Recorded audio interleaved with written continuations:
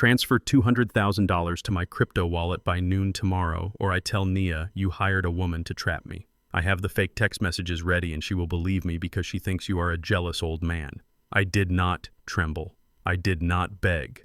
I just reached into my jacket pocket and touched the cold metal of a device he never knew I carried. But before I unleash the storm that would destroy his life, tell me in the comments where you are watching from. Hit like and subscribe if you have ever had to protect your family from a wolf in sheep's clothing. My name is Reginald Carter, but everyone calls me Reggie. I am 70 years old, and tonight I was supposed to be the invisible man. The engagement party was held in a penthouse in Manhattan, overlooking the dark expanse of Central Park. The air smelled of expensive lilies and old money. My daughter Nia looked like a queen in her cream silk dress, holding a glass of champagne and laughing at a joke I could not hear. She was glowing with a happiness that terrified me because I knew how fragile it was. I stood near the buffet table nursing a glass of ginger ale. I do not drink alcohol. Not anymore. Not since the job. I wore my best Sunday suit, a charcoal gray number I bought 10 years ago at a discount store. It was clean and pressed, but the cuffs were fraying slightly at the edges. Around me, men in $5,000 custom tuxedos and women dripping in diamonds clinked crystal glasses. To them, I was just a stain on the pristine white tablecloth of their evening. I was the relic from the past. The old black father from the suburbs who fixed lawnmowers and tended his garden. A waiter passed me 3 times with a tray of hors d'oeuvres without stopping. He looked right through me. I did not mind. In my line of work, being invisible was a superpower. It allowed you to watch. And I was watching everything. I saw how the guests smiled with their teeth, but not their eyes. I saw how they assessed the cost of the furniture and the brand of the wine. But mostly I watched Blake Sterling. He was 32 years old, with blonde hair slicked back and a jawline sharp enough to cut glass. He worked in fintech, or crypto, or whatever buzzword was being used to print money out of thin air this week. He was the golden boy. He moved through the crowd like a shark in a tank of guppies, shaking hands and slapping backs. He was charming. He was successful. And he was a lie. He spotted me in the corner. For a second, his mask slipped. A flash of annoyance crossed his face, as if he had found a piece of gum on the sole of his Italian leather shoe. But then the smile returned. He walked over to me, his movement fluid and predatory. He put an arm around my shoulder, squeezing just a little too hard. To the room, it looked like a bonding moment, a loving son-in-law honoring his elder. "Reggie," he said, his voice loud enough for the nearby guests to hear, "you look great. You look having a good time." I nodded slowly. "It is a beautiful party, Blake. Thank you for inviting me." He laughed, a sound that lacked any real warmth. "Of course, Reggie. You are family. Hey, let us grab some fresh air. The view from the balcony is killer." He guided me toward the glass doors. I felt the tension in his grip. His fingers dug into my deltoid muscle. We stepped out onto the terrace. The noise of the party faded behind the heavy glass, replaced by the hum of the city below. The wind was cold. It bit through the thin fabric of my suit. Blake walked to the edge and looked down at the street 40 stories below. Then he turned to me. The smile was gone. His face was a mask of cold, hard calculation. "We need to talk about the wedding gift, Reggie," he said. I frowned. I already gave Nia the quilt her mother sewed before she passed. "And the savings bond." Blake rolled his eyes. "A quilt. Jesus. That is touching, really. But we are adults here. I know you have money stashed away. Nia told me you sold that piece of land in Georgia last year. You are sitting on cash." I stared at him. That money was my entire retirement. It was the safety net for my old age and for Nia if she ever needed it. "That is not for spending, Blake. That is for emergencies." "This is an emergency," he hissed, stepping closer. He invaded my personal space, towering over me. He smelled of scotch and mints. "I need a bridge loan, just a short-term injection of liquidity, $200,000. I looked him in the eye. "No." His face twisted. It was ugly. The handsome features contorted into a sneer of pure malice. "You do not get it, do you, old man? I am not asking. You are going to transfer $200,000 to my cold wallet address. I will text you the code. You have until noon tomorrow. And if I do not," I asked, my voice steady. He leaned down so his mouth was inches from my ear. "If you do not, I tell Nia you hired a woman to seduce me. I have a girl lined up. I have fake text messages generated on a burner phone. I have photos of you withdrawing cash from the bank which I will say was to pay her." He pulled back, smiling cruelly. "Nia already thinks you are jealous of my success. She thinks you are bitter because a white man is taking care of her better than you ever could. She thinks you are just an old, prejudiced relic. If I show her that evidence, she will cut you out of her life forever. You will never see your future grandchildren. You will die alone in that sad little house." He waited for me to crumble. He expected the old mechanic to cry, to beg, to tremble in fear of losing his only daughter. He expected me to be weak. I looked at him. I did not blink. I took a slow sip of my warm ginger ale. "Is that all I asked?" Blake looked confused for a second, then he laughed.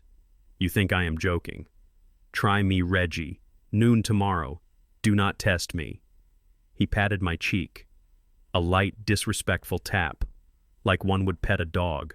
Then he turned and walked back inside, instantly transforming back into the charming groom laughing with a group of investors near the bar. I stood alone on the balcony, gripping the cold railing. My knuckles did not turn white. My hands were steady. Blake Sterling made a critical error, a fatal error. He judged the book by its cover. He saw an old black man in a cheap suit with calloused hands and assumed I was simple. He assumed I was slow. He assumed I was helpless. He did not know who I was before I retired. He did not know that for 25 years I was not a mechanic. I was a forensic accountant for the Bureau. I spent 2 decades hunting men exactly like him. Men who thought a suit and a smile could hide a Ponzi scheme. Men who thought they were smarter than the numbers. I had tracked money through shell companies in Panama and diamond mines in Sierra Leone. I had sat across interrogation tables from cartel bosses and corrupt senators. I watched him through the glass. I did not see a successful businessman. I saw a desperate amateur. I analyzed him the way I used to analyze a target. His pupils were dilated despite the bright lights of the chandeliers. Stimulants, probably cocaine to handle the stress.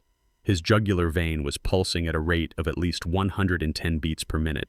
He was sweating at the temples, wiping it away quickly with a handkerchief. He was not investing. He was drowning. A man does not extort his father-in-law for $200,000 on his engagement night unless he has a gun to his head. He needed that money to plug a hole, a massive hole.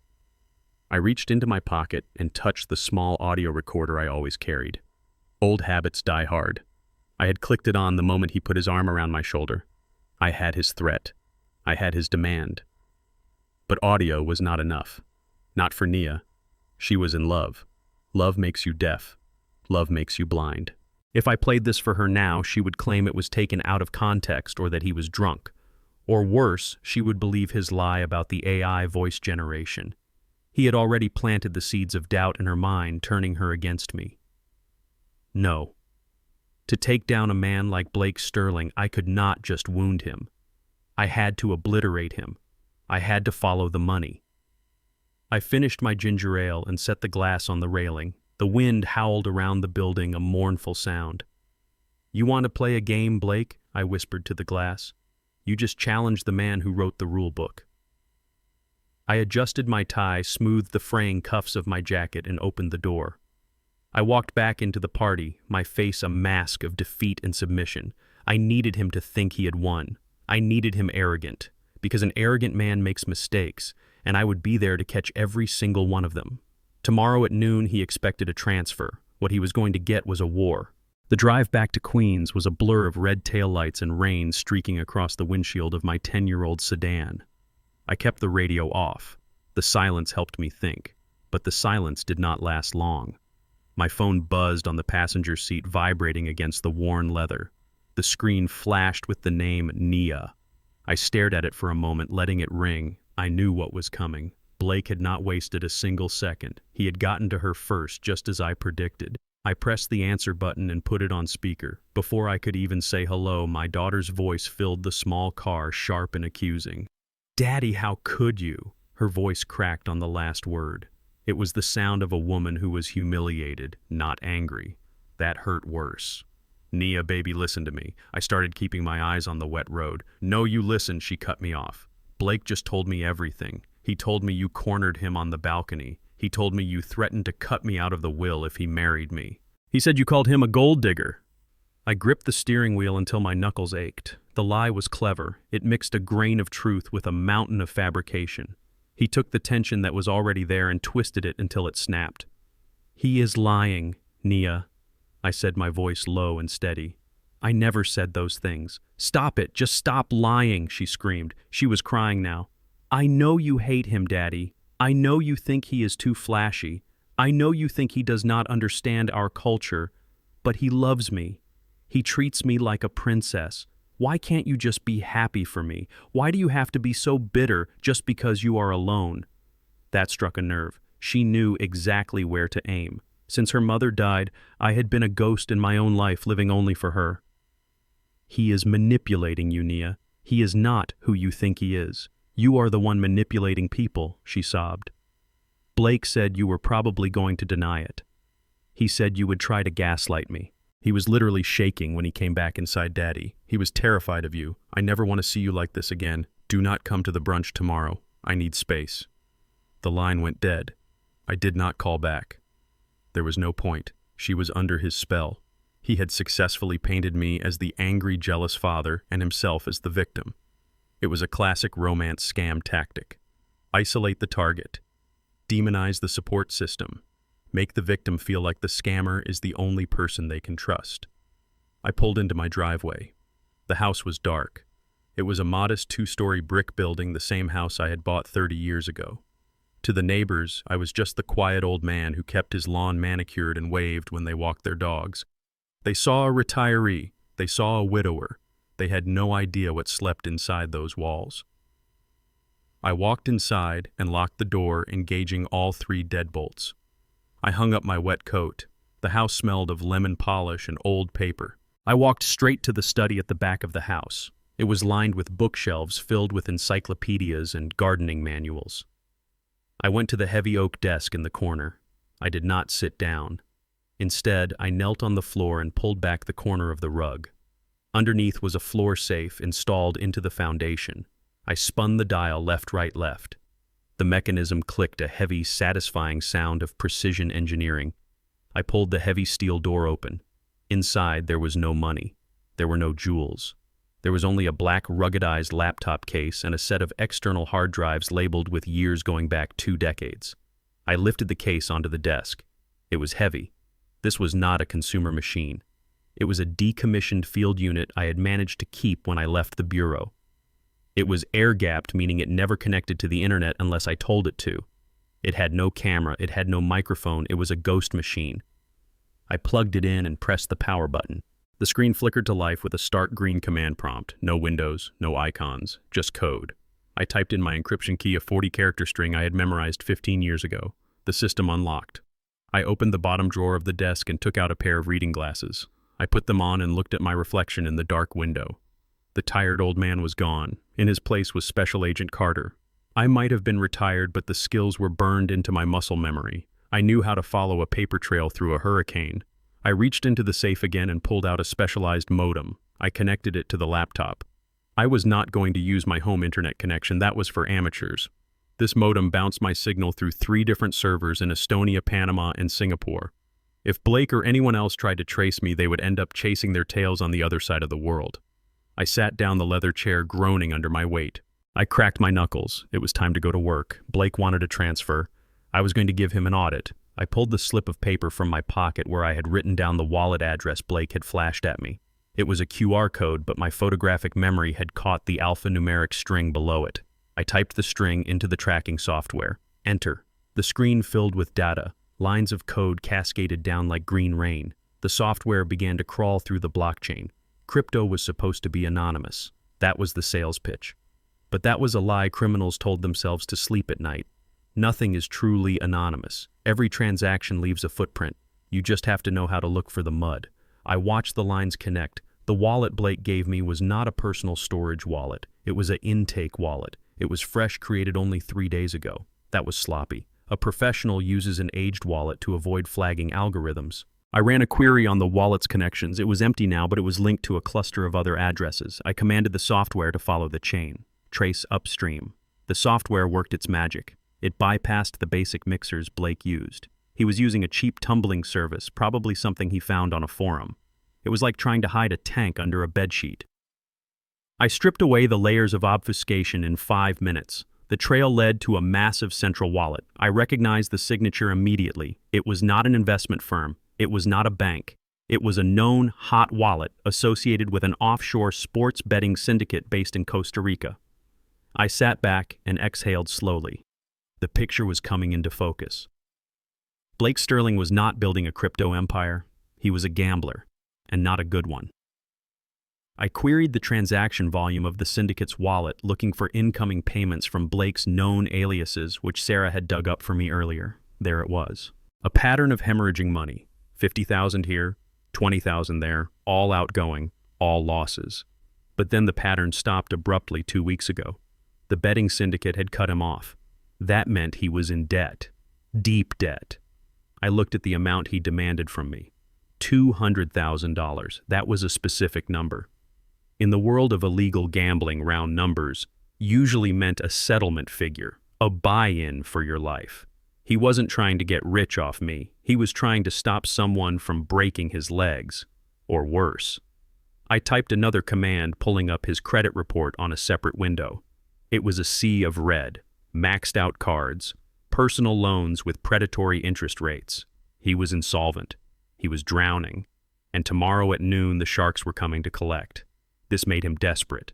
A desperate man is dangerous. He would not stop at threats. If I did not pay, he would escalate. He would hurt Nia to get to the money. He would burn down everything around him to save his own skin. I looked at the clock. It was 3 a.m. I had 9 hours before his deadline. I leaned forward, the blue light of the screen illuminating the deep lines in my face. I had found the motive. Now I needed the smoking gun. I needed to prove he was stealing from Nia, not just lying to her. I opened a new terminal window. I was going to do something illegal. I was going to cross a line I had respected for 40 years. But looking at the data, looking at the precipice my daughter was standing on, I did not care. I began to type the code to bypass the firewall of Nia's company server. I needed to see her books. If Blake was this deep in the hole, he hadn't just tapped me. He had likely tapped her too. The cursor blinked, waiting for my command. I hesitated for a fraction of a second, thinking of the oath I once swore. Then I thought of Blake's hand on my shoulder, his breath in my ear. I hit enter. The war had begun. The sun was barely up when the pounding started on my front door. It was not a polite knock. It was the heavy, rhythmic thud of a fist demanding entry. I knew who it was before I even checked the peephole. I had spent the last 4 hours tracking his financial footprint across the dark web, and now the man himself was on my porch. I shuffled to the door wearing my old plaid bathrobe and worn slippers. I made sure to hunch my shoulders slightly. I let my hands tremble just enough to be noticeable.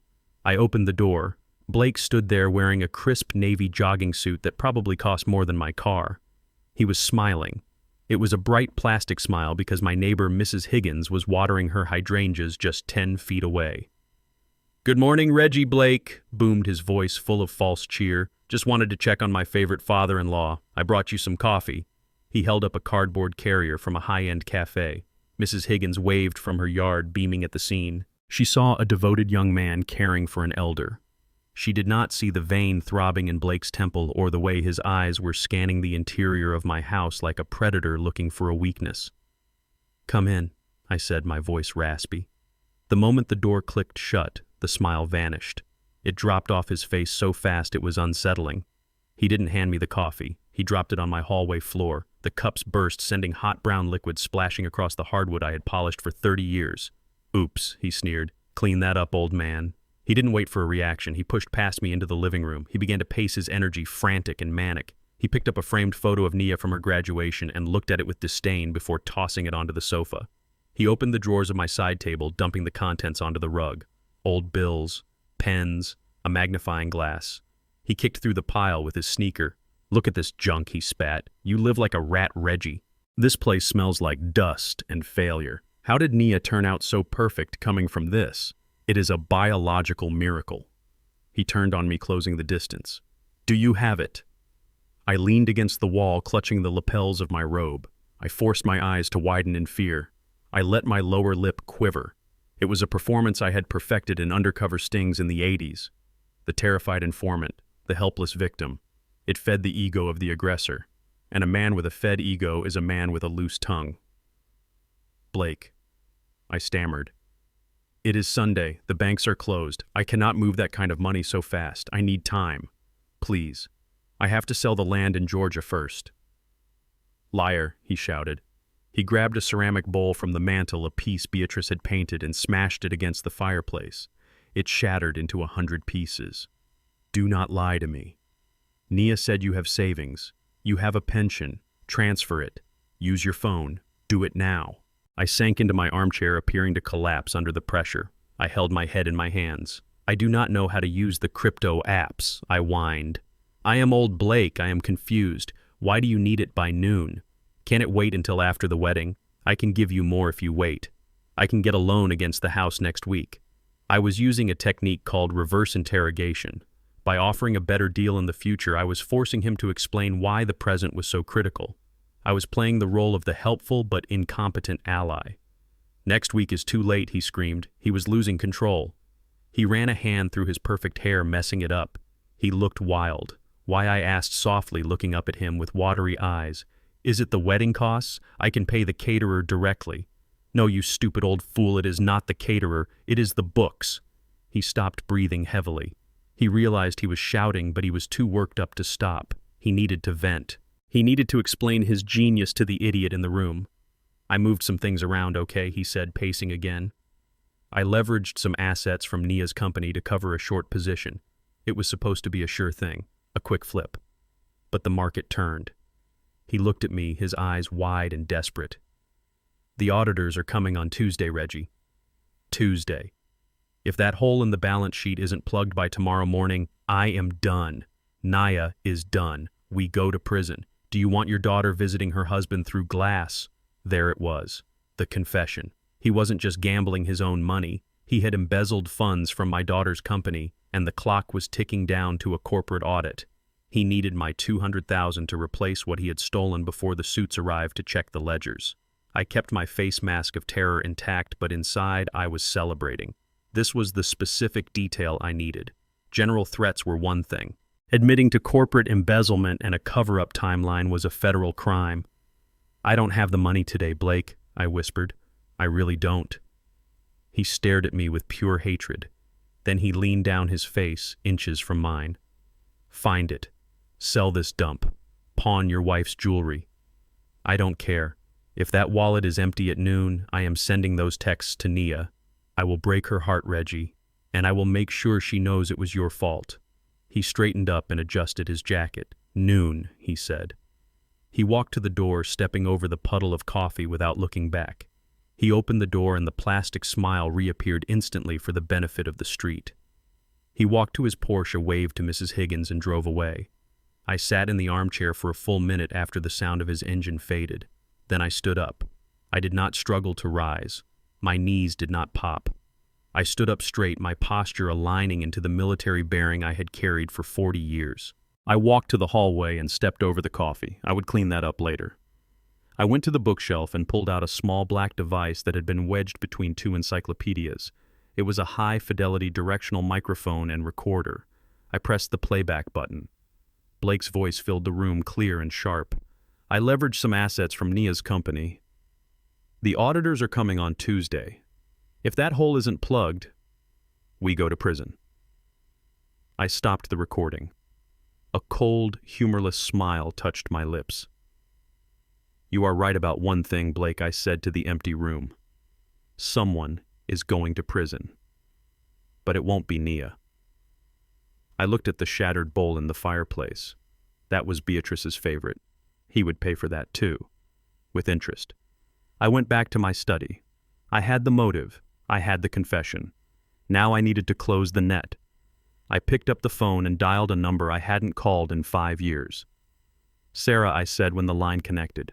I have a job, and you are going to want to bring your badge. I sat in a corner booth at the Bluebird Diner on Northern Boulevard. It was a place where time stood still. The vinyl seats were cracked and the coffee tasted like battery acid, but it was quiet. It was 11 in the morning. I had been there for 20 minutes. In my line of work, early is on time and on time is late. I watched the door. At 11 sharp, the bell above the entrance chimed. Sarah O'Malley walked in. She did not look like a private investigator. She looked like a tired soccer mom in a beige trench coat and running shoes. That was her gift. She could blend into a PTA meeting or a crime scene with equal ease. We had worked together in the Financial Crimes Division for 10 years. She was the best researcher the Bureau ever had. She could find a needle in a haystack and then tell you who manufactured the steel for the needle. She spotted me and walked over. She did not smile. She did not offer a hug. She slid into the booth opposite me and placed a heavy manila envelope on the table. She signaled the waitress for coffee with a subtle nod. "You look like hell, Reggie," she said, her voice low and raspy from years of smoking. "I feel like hell, Sarah. Did you find it?" She tapped the envelope with a manicured fingernail. "I found everything. You were right about the crypto wallet. It is a washing machine for gambling debts, but that is the least of your problems. This guy isn't just a degenerate gambler, Reggie. He is a ghost." I looked at the envelope. My hand hovered over it. I knew that once I opened it, there was no going back. I would not just be investigating a bad son-in-law. I would be investigating a predator. "How bad is it?" I asked. Sarah took a sip of the coffee the waitress had just poured. She looked me dead in the eye. "He does not exist, Reggie. Blake Sterling was born 3 years ago in Miami. Before that, he was Brandon Siles in Chicago. And before that, he was Brett St. James in Seattle." I felt a cold knot tighten in my stomach.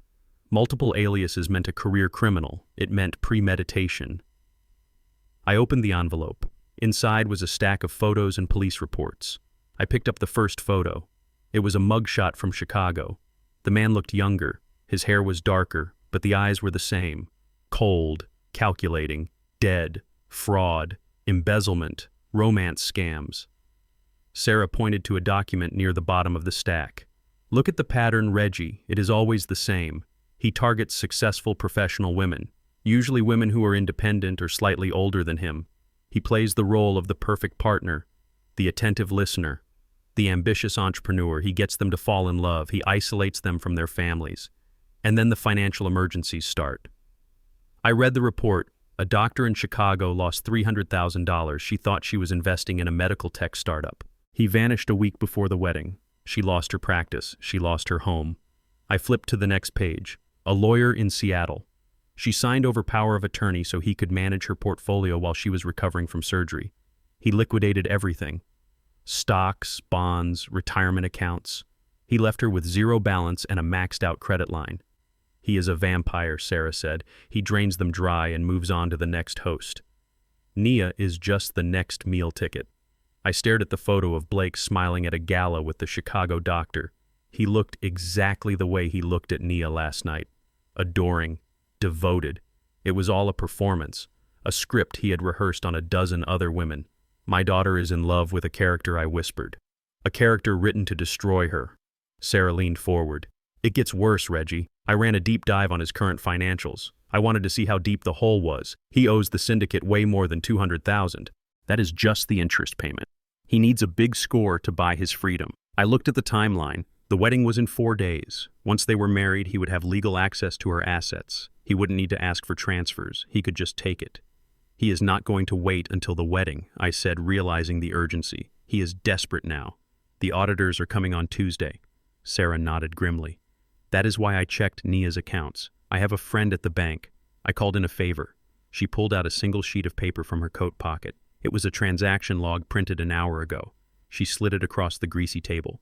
"Look at the last entry," she said. I looked. My heart stopped. Dated yesterday. A wire transfer. $50,000. From Nia Carter Personal Savings to Blake Sterling. The memo line read, "Investment in our future." I felt like I had been punched in the chest. $50,000. That was the money Nia had saved for 5 years. That was the money for her first house. The money she worked overtime for. The money she sacrificed weekends and holidays to earn. "He already tapped her," I said, my voice trembling with rage. "He told me he hadn't. He lied." "Of course he lied," Sarah said. "He is bleeding her, Reggie. He is testing the waters. 50,000 was the test. If she sent that without asking questions, he knows he can take the rest."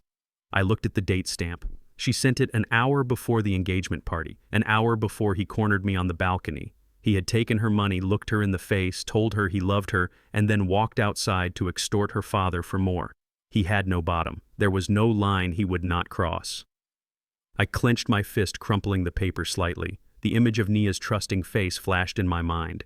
She thought she was building an empire with a partner. She was actually digging her own grave with a shovel he sold her. I have to tell her, I said, standing up. I have to show her this file. Sarah reached out and grabbed my wrist. Her grip was strong. Sit down, Reggie, think. You go to her now with a file of old mugshots and she will not believe you. He has already inoculated her against you. He told her you were jealous. He told her you would try to sabotage him. If you show her this, she will think you forged it. She will think you are desperate to destroy her happiness. I sat back down heavily. Sarah was right.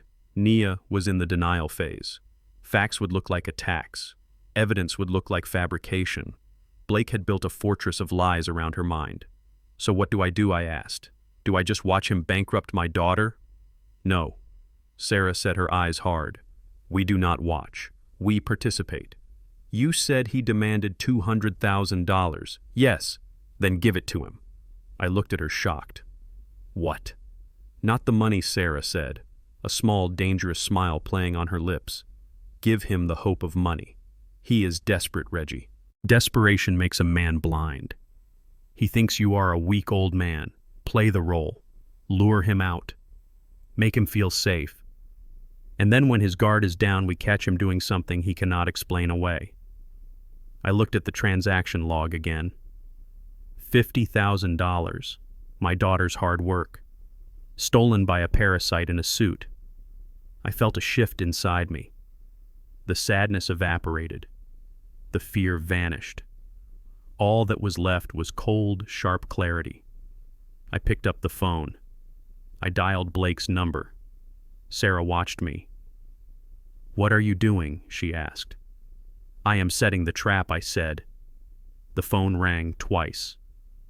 Blake answered. Do you have my money, old man? He asked, his voice dripping with arrogance. I let my voice crack. I let the fear seep into my tone. Blake, I said, I cannot do the transfer. The bank is asking too many questions. I heard him inhale sharply, ready to explode, but I continued quickly. I have something better. I have cash. I called in a favor from a friend in the old neighborhood. I have $100,000 in cash right now. There was a silence on the line. I could hear him thinking. Cash was dangerous. But cash was also untraceable. Cash was immediate. 100,000, he repeated. That is only half. It is all I could get on a Sunday, I pleaded. I can get the rest next week, but this will hold off the auditors, right? He hesitated. He was greedy. And greed is a hook that never fails to set. Where are you? He asked. I am at the old storage facility on Industrial Way, I said. Unit 42. I keep my tools there. Come alone, Blake, please. I do not want Nia to know. I will be there in 20 minutes, he said. And Reggie, if you are playing games, I will burn your life to the ground. He hung up. I looked at Sarah. She was already pulling a small black pistol from her ankle holster and checking the chamber. Let us go, she said. I stood up and buttoned my coat. I touched the hidden camera button on my shirt, ensuring it was active. You wanted a transfer, Blake, I thought. You are about to get a withdrawal, and the fees are going to be exorbitant. The rain hammered against the corrugated metal roof of Unit 42. It sounded like 1,000 drum beats heralding a coming execution. I sat on a plastic crate in the center of the empty storage locker. The air smelled of damp concrete and old motor oil. It was the smell of my past, the smell of evidence lockers and interrogation rooms. My hands rested on my knees. They were steady. On the floor in front of me sat a black canvas duffel bag. It looked heavy. It looked full. I checked my watch. It had been 20 minutes since I made the call. The lie had tasted sweet on my tongue. I told him I had $100,000 in cash. I told him I had called in favors from the old neighborhood. I told him I was terrified. It was the perfect bait for a man like Blake. A man drowning in debt does not question a lifeline, he just grabs it. He did not ask where an old retired mechanic got that much liquid cash on a Sunday. He did not ask why I chose a storage unit. His greed was a roaring fire that consumed his logic. I adjusted the collar of my shirt. The button camera was a tiny speck of black plastic indistinguishable from a standard fastener. It was recording in 4K resolution with a wide-angle lens. I tapped the small earpiece deep in my left ear canal. "Sarah, are you reading me?" I whispered. "Loud and clear, Reggie," she replied, her voice tinny but reassuring. "I am in the van around the corner. I have eyes on the entrance. If he twitches the wrong way, I am coming in." "Stay back, Sarah," I said. "I need him to feel dominant. I need him to commit. If you show up too early, he claims self-defense. He claims he was scared. I need him to be the aggressor." I heard the sound of a high-performance engine growling outside. It was a sound that did not belong in this industrial wasteland of rusted trucks and forklifts. Tires crunched on gravel. A car door slammed. "He is here," Sarah said. "He is alone." I took a deep breath. I let my shoulders slump. I practiced the face of a defeated father. I was not Reggie the federal agent anymore. I was Reggie the helpless old man. The metal roll-up door was open a few feet from the ground. Blake ducked under it. He stood up and brushed the dust off the shoulders of his Italian jacket. He looked around the dim space, his nose wrinkling in disgust. The single overhead bulb cast long, sharp shadows across his face. He looked manic. His eyes were wide and darting. He was vibrating with adrenaline and cocaine. "Where is it?" he barked, his voice echoing off the metal walls. I pointed to the bag on the floor. "It is all there, Blake," I said, my voice trembling just enough. 100,000. Small bills. Untraceable. Just like you wanted. He walked toward the bag, but he did not pick it up immediately. Instead, he reached into the waistband of his trousers. My eyes tracked the movement. He pulled out a gun. It was a chrome-plated pistol, flashy and loud, just like him. He leveled it at my chest. I flinched, raising my hands. "Blake, you do not need that," I pleaded. "I brought the money. We had a deal." He laughed, a cold, harsh sound. "A deal? You think we are partners, Reggie. We are not partners. You are a resource, and I am the one mining you." He kept the gun trained on me as he knelt down and unzipped the bag. He saw the stacks of bills. I had placed $5,000 in real currency on top. Beneath them were cut bundles of newspapers sized to match. It was the oldest trick in the book, but in bad lighting with a gun in your hand, you do not count every bill. You see what you want to see. He zipped the bag shut and stood up, slinging the heavy strap over his shoulder. He looked at me with a sneer that twisted his handsome face into something demonic. "You know," he said, stepping closer, the gun still pointed at my heart. "I almost feel sorry for you. You spent your whole life saving pennies, fixing engines, getting grease under your fingernails. And for what? So I could take it in 5 minutes." He was close now. Too close. I could smell the expensive cologne masking the scent of sweat and fear. "Please, Blake," I said. "Just take the money and leave Nia out of this. Do not tell her about the loan. Do not ruin her wedding." He pistol whipped the air, a gesture of pure arrogance. "Nia is an idiot," he spat. "She thinks I am some financial genius. She has no idea I am using her credit to keep the lights on. And you know the best part, Reggie. Even after I spend every dime of this, she will still marry me, because I am her dream. And you are just her embarrassing past." He leaned in the barrel of the gun inches from my nose. "You are nothing but a sad old man," he whispered. "You think you can buy me off. This is just a down payment. After the wedding, I am going to sell your house. I am going to put you in a state-run home, and I am going to make sure you rot there." He had given me everything. The weapon, the threat, the confession of future intent. The camera on my chest saw it all. The microphone caught every syllable. It was time for the payment. I looked him in the eye. I dropped the act for a fraction of a second. "You are making a mistake, Blake," I said, my voice dropping an octave. His eyes narrowed. "What did you say?" "I said you are making a mistake." He did not like that. He did not like the sudden steel in my voice. He reacted with the only language a bully understands. Violence. He pulled back his fist, the one holding the heavy bag of money, and swung it. It was a clumsy telegraphed blow. I could have blocked it. I could have disarmed him in 2 moves, but I didn't. I needed the assault. I needed the injury. The heavy canvas bag hit me in the side of the head. The impact was jarring. I grunted and fell to the concrete floor. The taste of copper filled my mouth. My vision swam for a second. He did not stop there. He kicked me in the ribs, hard. "Stay down, old man," he shouted. "Stay down and die." He stood over me, panting. He looked at his hand, checking his knuckles. He looked at me lying in the dust, clutching my side. He felt powerful. He felt invincible. He turned and walked to the door, ducking under the metal sheet. I heard his footsteps crunching on the gravel, fading away. I heard the Porsche engine roar to life. I lay there for a moment, listening to the silence return to Unit 42. My head throbbed. My ribs ached. But inside I was cold, calm ice. I reached into my pocket and pulled out the remote for the camera. I stopped the recording. Reggie Sarah's voice screamed in my ear. "I am coming in. I am calling the paramedics. No ambulance." I groaned, sitting up slowly. I wiped the blood from my lip. I need to look like this. I need Nia to see this. I stood up, swaying slightly. I checked the camera file. It was perfect. The gun, the threat, the assault, the admission of embezzlement. It was a straight flush. I walked to the entrance of the storage unit. The rain felt good on my bruised face. "You got the license plate?" I asked into the comms. "Got it," Sarah said. "And I got him leaving with the bag. He is holding the evidence of his own extortion." "Good," I said. "Let him run. Let him think he won." I looked at the gray sky. "He thinks I am history," I whispered. "He is about to learn that history is written by the winners. And I just wrote his obituary." I limped toward Sarah's van. We had work to do. The wedding was in 48 hours, and I had a speech to prepare. Sarah pulled the van up to the curb outside Nia's apartment building on the Upper West Side. It was a pre-war building with a doorman and a marble lobby, the kind of place that screamed old New York money. I looked in the rearview mirror. My face was a mess.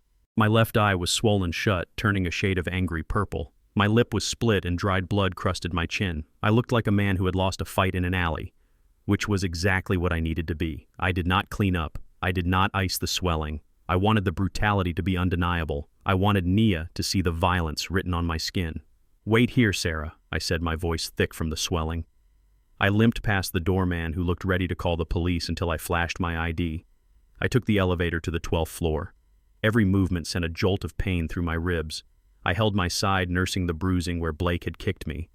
I knocked on Nia's door. I did not pound. I knocked gently, like a father who was tired. She opened the door wearing a silk robe, her hair wrapped in a towel. She looked fresh and clean, a stark contrast to the wreck standing in her hallway. Her eyes went wide when she saw me. Her hand flew to her mouth. "Daddy," she gasped. "Oh my God. What happened to you? You look terrible." She reached out instinctively but stopped herself. The wall was still there. The anger from the night before was still simmering beneath her shock. "Blake happened. Nia," I said, stepping into the apartment. She backed away, shaking her head. No, he is at the gym. He texted me an hour ago." "He is not at the gym," I said, closing the door behind me. "He was at a storage unit in Queens. He demanded money, Nia. He demanded $100,000 in cash. And when I gave it to him, he beat me. He kicked me while I was on the ground." "You are lying," she whispered, backing into the living room. "Blake is not violent. He is gentle. He is a businessman. He is a criminal," I said, my voice rising. "He stole $50,000 from you, Nia. I know about the transfer. And he has embezzled money from your company accounts." I reached into my pocket. My hand shook, not from fear, but from the physical toll of the assault. I pulled out the small digital recorder. I had the video on the button camera, but I kept that in reserve. I needed to see if she would believe his voice first. If I showed her the video of me handing him fake money, she might focus on my deception rather than his violence. I needed to guide her to the truth, one step at a time. "Listen," I said, pressing play. Blake's voice filled the chic apartment, clear and undeniable. "Nia is an idiot. She thinks I am some financial genius. She has no idea I am using her credit to keep the lights on." I watched her face. I expected horror. I expected tears. I expected her to run into my arms and apologize. Instead, her face went blank. Her eyes hardened. She stared at the recorder as if it were a venomous snake. "Even after I spend every dime of this, she will still marry me, because I am her dream. And you are just her embarrassing past." The recording ended. The silence in the room was heavy and suffocating. I looked at her, pleading with my one good eye. "Do you hear him, baby? He does not love you. He is using you," he admitted it. Nia let out a breath, a long, shaky exhale. Then she looked up at me. Her expression broke my heart. It was not the look of a daughter realizing she was safe. It was the look of a daughter looking at a monster. "He told me you would do this," she said, her voice devoid of emotion. What I asked confused. "He told me last night. He sat me down and he cried, 'Daddy.' He told me he was afraid you were going to try to frame him. He said you have friends in intelligence. He said you have access to technology." She walked over to the counter and picked up her phone. She held it up like a shield. "He told me about deepfake AI," she said. "He said you can take a 3-second clip of anyone's voice and make them say anything. He played me a podcast about it. He warned me that you were so desperate to break us up that you would manufacture evidence." I stared at her, stunned. Blake was smarter than I thought. He had inoculated her. He had planted the defense before the attack even happened. He knew I would record him. He counted on it. "Nia, that is his voice. That is not a computer. Look at my face. Did a computer give me this black eye?" "You probably hired someone to hit you," she screamed, losing her composure. "Or you did it yourself. That is how sick you are. You are obsessed with destroying my happiness because you are miserable." She paced the room, her hands flying in the air. "You cannot stand that I am marrying a white man who is successful. You cannot stand that he has a future and you only have a past. You are jealous, Daddy. You are a bitter, jealous old man who wants to drag me down into your misery." I felt like I had been kicked in the ribs again. This time the pain was internal. "Nia, look at the facts. Look at your bank account." I checked my account, she yelled. The $50,000 was an investment. Blake showed me the portfolio. "It is already up 20%. He showed me the dashboard on his laptop. It was a fake dashboard, a simulation. It was the oldest trick in the digital book. But to her it was real because she wanted it to be real. "Please, baby," I whispered. "He is going to ruin you. The auditors are coming on Tuesday." "Get out," she said, pointing to the door. "Nia, get out," she screamed, her voice tearing at her throat. "Get out of my house. Get out of my life. You are not welcome at the wedding. If you show up, I will have security throw you out. I never want to see you again."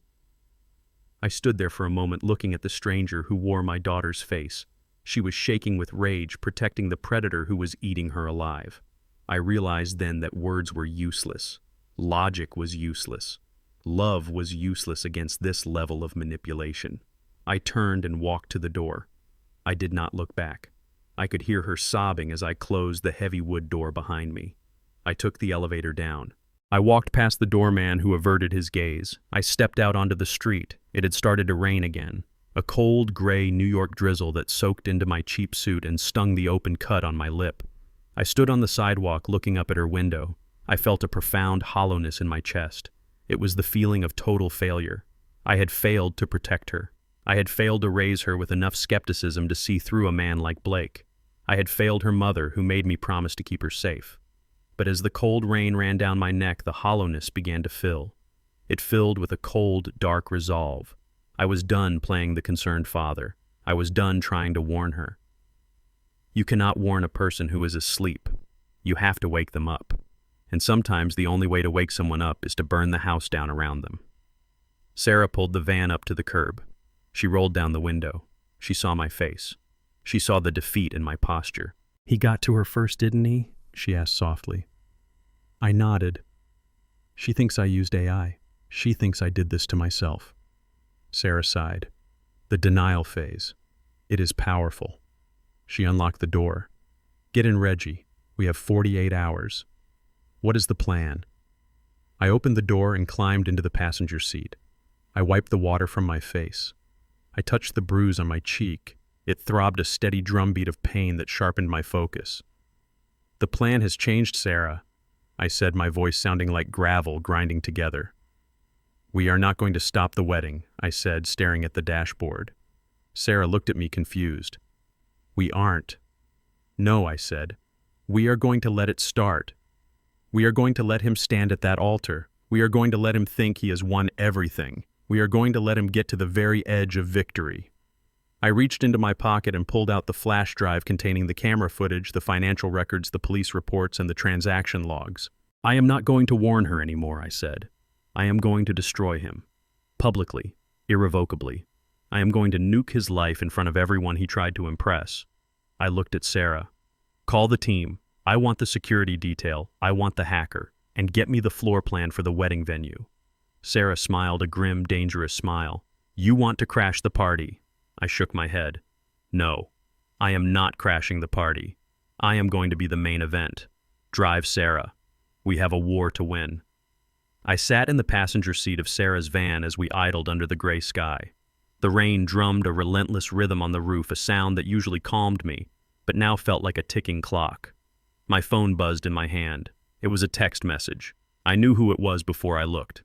Only one person would be arrogant enough to spike the football while the game was still being played. It was Blake. Nice black eye old man. I hope it hurts. Just so you know, Nia is currently crying on my shoulder. She is apologizing to me for your behavior. She is begging me not to call the police on you. I stared at the screen. The blue light illuminated the swelling on my face in the rearview mirror. He was not done. Another message popped up. You lost Reggie. You tried to play the tough guy, and you lost your daughter. And just to be clear about the terms of your surrender, here is what is going to happen next. After the wedding, I am taking power of attorney over your assets. Nia will sign off on it because she thinks you are losing your mind. We are going to sell that ugly brick house of yours. The proceeds will fund our honeymoon in Europe. Or maybe I will just buy a new car. And you. You are going to Shady Pines. I already looked up the rates. It is a dump, but it is all you can afford now. I read the message twice. My hand tightened around the phone until the case creaked. It was not the insult that got to me. It was the absolute certainty in his tone. He truly believed he was untouchable. He believed he had maneuvered me into a corner from which there was no escape. He admitted it all. The manipulation, the theft of my home, the plan to institutionalize me. He sent it in a text because he thought no one would believe me anyway. He thought I was a toothless lion. But arrogance is a blinding light. It makes you see only what you want to see. He saw a broken old man. He did not see the recorder running on my phone capturing the metadata of his texts. He did not see the fire he had just poured gasoline on. He wants to take my house, I said quietly, showing the screen to Sarah. He wants to use the sale to fund his getaway. Sarah glanced at the text and her jaw tightened. He is a sociopath, she said. He enjoys this. It is not just about the money anymore. He gets off on the cruelty. I put the phone in my pocket. That is his weakness, I said. He thinks he is playing with a mouse. He does not realize he just walked into a cage with a tiger. Sarah pulled a laptop from the back seat and set it on the center console. She began typing furiously, her fingers a blur. While you were getting your face rearranged, I ran a trace on his travel documents, she said. I flagged his passport number in the travel databases. If he booked a flight anywhere in the world, I wanted to know. She hit enter and spun the laptop toward me. Got him, she said. I looked at the screen. A flight itinerary. Cayman Airways Flight 702. Departs JFK at 11:30 p.m. on Sunday night. That was the night of the wedding. I scanned the passenger list. One name. Blake Sterling. Seat 1A. First class. Where is Nia? I asked, scanning the list again, hoping to see her name. She is not there, Sarah said softly. It is a one-way ticket, Reggie. Just him. The picture was complete. The audit at Nia's company was scheduled for Tuesday. Blake knew he could not plug the hole in the accounts. He never intended to pay it back. He never intended to marry her and live happily ever after. The wedding was a smokescreen. It was a final cash grab. He would collect the wedding gifts. He would drain her accounts. He would take the money from me if he could get it, and then he would vanish into the tropical night, leaving my daughter with a broken heart, a bankrupt company, and a federal investigation. He is running, I said. He is cutting and running. He has 48 hours, Sarah said. If we do not stop him at that wedding, he disappears. And once he is in the Caymans with crypto, good luck getting him back. I looked at the time. It was Friday afternoon. The banks would close in 2 hours. I need money, I said, unbuckling my seatbelt. I need a lot of money, Reggie, Sarah warned. You can't liquidate your pension. That is everything you have. If I do not do this, Nia loses everything, I said. She goes to jail for his crimes. I am not letting that happen. I got out of the van and walked into the bank branch on the corner. I walked to the manager's office. I did not have time for tellers. I demanded a wire transfer. I liquidated my IRA. I cashed out my life insurance policy. I emptied my savings. I pulled every cent I had accumulated over 40 years of government service. It was a terrifying amount of money to hold in a single cashier's check, but I did not hesitate. This was war financing. I walked back to the van and handed the check to Sarah. $150,000, I said. That is my war chest. Sarah looked at the check and whistled low. You are all in. I am all in, I repeated. Now make the calls. I want the A team. We drove to an industrial loft in Brooklyn. It was a discreet location used by private security contractors. I had rented it for the weekend. It would be our command center. Sarah had made the calls. When we walked in, 3 men were already waiting. First was Jackson. He was a former Navy SEAL I had worked with on a joint task force in Yemen. He was 6'4" and built like a tank. He specialized in physical security and extraction. He saw my face and frowned. Rough night. Reggie Jackson asked, his voice a deep rumble. Work hazard, I replied, shaking his hand. Next to him was Chen, a former NSA analyst who got bored with government bureaucracy and went freelance. He was young, barely 30, with messy hair and a hoodie.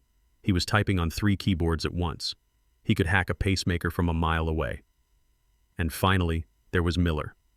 He was ex-Secret Service. He knew how to secure a venue, how to spot a threat in a crowd, and how to take down a target without anyone noticing until the handcuffs were on. I stood at the head of the table. I placed the flash drive with the evidence in the center.